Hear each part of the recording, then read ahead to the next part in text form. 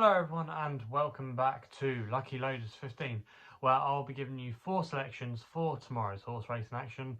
Now I quickly want to apologise for not doing a video over the last couple of days. I've just been really busy with work and just unfortunately haven't had the time to make a video, but yeah, that's why I've not been here the last few days. But before I get into those selections, I also as well just want to have a quick reflection on January.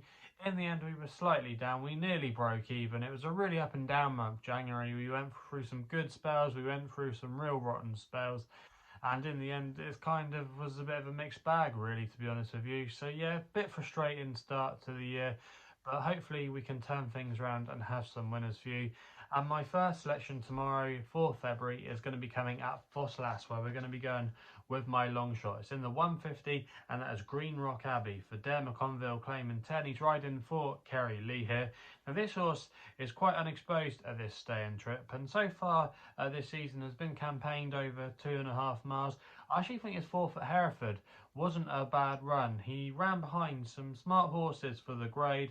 The first two legal rights were in, and Alberic were in good form. Alberic we actually put up here on the YouTube channel to win next time at Huntington, and legal rights the time before that had won his previous start for Gary Moore. So that wasn't a bad race, to be honest with you, even though they were scattered across Herefordshire. It wasn't a bad run at all from Greenrock Abbey, and he probably just got outpaced. I think this step up in trip tomorrow could be quite crucial, because if you actually look at his point-to-point form, he's actually previously won over 3 miles, so it just might help him stepping up in trip. And I just think this is one of the more easier tasks he's faced so far. I think the key to him as well could be drying conditions. He's currently good to soft at Ffos Las tomorrow, not really expecting any rain. So the drying conditions should aid his cause. And Kerry Lee's yard are in a little better form now compared to when they were earlier in the season. They've been a bit in and out, but normally when the yard are going great guns, that is normally the time to follow them. Their last couple of runners have won. They had a double today at Hereford, so the yard are going good. Dare McConville, okay, yes, he might be inexperienced. Some of you might say he should have won on Storm Control the other day, but in the end, I still think it was a pretty decent run, and it was just the horse, not the jockey's fault, why he lost that in the closing stages. But Dare McConville is definitely worth a handy £10. I just think in this race tomorrow, he's a big play. You can get 11 to 1, 6 places SkyBet. I think that's more than fair each way price, and that's why he's going to be my long shot of the day. We then we then go to Newcastle, I should say, for the 2 o'clock, where we go with my nap of the day here, and we're going to be going with Courtmaster for Richard Patrick and Michael Scudamore. Currently available at 11 to 2 with some firms, and I'm going to recommend a 1-point win bet here. Now I think this horse was the wrong price. I thought he should be a little bit shorter in the betting. Now his main market rival is Sounds Russian, who's definitely been put up with a lot in the weight, you have to say, despite winning by a wide margin at Kelso. That was on testing ground, and I'm not sure if he'll necessarily be suited by the drying conditions, and this is a better race than what he was running up against last time at Kelso, despite them both being class 3 handicaps.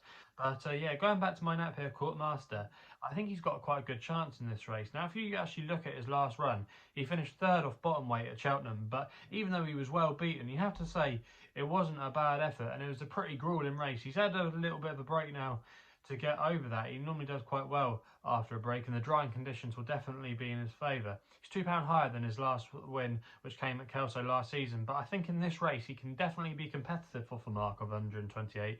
But yeah, going back to that race at Cheltenham last time out, that form has actually surprisingly worked out okay, because the second place horse in that race was Mr. Fock Patches, and he ran a good race in the Thyestes Chase at Gorham Park last week.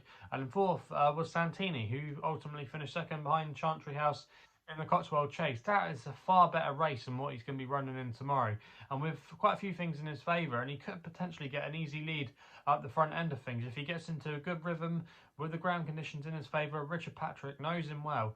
I thought he was dangerous tomorrow, and at the prices I would rather be with him, and I wouldn't be at all surprised actually if he went off a little bit shorter. It'd be interesting to see how the market reacts to him. The other dangers could be Moran, but for me, I have my concerns about him. Nicky Richards haven't been having a good time this season, but I just thought Courtmaster, he made a lot of appeal for me, and I think he could maybe get the better of Sounds Russian, who have to give him £4. So with all that weighed into the bargaining, I thought he had quite good credentials to run a big race tomorrow, and that's why he's going to be my nap of the day.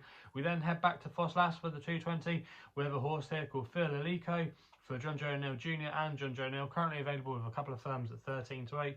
Going to recommend a 1 point win bet here. Now this horse, last time we saw him, reacted well for the first time cheap pieces when he won at Wetherby. He was all out there to beat a horse of Tim Easterby's called Relkadam, but that's actually pretty decent form because he had to give nearly over a stone in weight to him on that occasion, and Relkadam had been threatening to win on some of his starts before that, and he subsequently gone on to win in a lesser race at Catterick. But I still think it was a really good effort by Illico. He's returning to a scene of his earlier course and distance wins, so this course should be no problem. He's pretty versatile on ground as well, so that shouldn't pose a problem for him. Yes, he was raised £5, but I thought there could be a little bit more to come, and I thought some of his rivals had a little bit more to prove, and I think he's got quite solid credentials to run a good race. The yard are going pretty decent as well, so I just thought there was quite a few things to like about him, and that's why he's going to be my next best of the day. We then head back to Newcastle, where I've got an extra tip for you, where we go to the 3 o'clock, and this is 619 for Alan Doyle, claiming 7. He's riding for Chris Grant here. I'm going to recommend a 0.5 each way selection here at 11 to 2. You can currently get that price with Bet365 at the time of recording. And this horse, 619 now, he's starting to fall down the weights. He's now down to a mark of 87, which is £3 below his last win, which came at Sedgefield last season over fences. But I thought you could actually mark him up last time on his air run. I thought that was a better effort than maybe the bare form suggests. The ground was totally against him that day. That was on heavy ground. That's not what he wants. He wants drying out conditions. He seemed to best effect on it. And I thought on glimmers of his form earlier in the season, he had a real chance. His second behind Obey the Rules at Sedgefield isn't a bad piece of form, and Alan Doyle as well is definitely worth his £7 claim. He's been getting a few chances with Lucinda Russell and trainers like that up in the north, and he's been doing quite well. I just thought this was quite a weak race. I think he'll be ridden prominently. I think this is the right trip for him. The ground will be in his favour. I just thought there was a lot to like about his chances tomorrow, and I think at 11 to 2 there, that's a fair each way bet, and that's why he's going to be my extra tip of the day. So they're the 4 selections then for tomorrow's racing. Let me know in the comments box below what you're going to be backing tomorrow. If you're still enjoying these videos, remember to hit that thumbs up button, subscribe here to my YouTube channel at LuckyLoaders15. If you want to follow me on social media, Twitter handle is at LuckyLoad15. Check out my website as well, which is www.chrisloaderracing.co.uk. Please gamble responsibly, and we'll be seeing you again soon.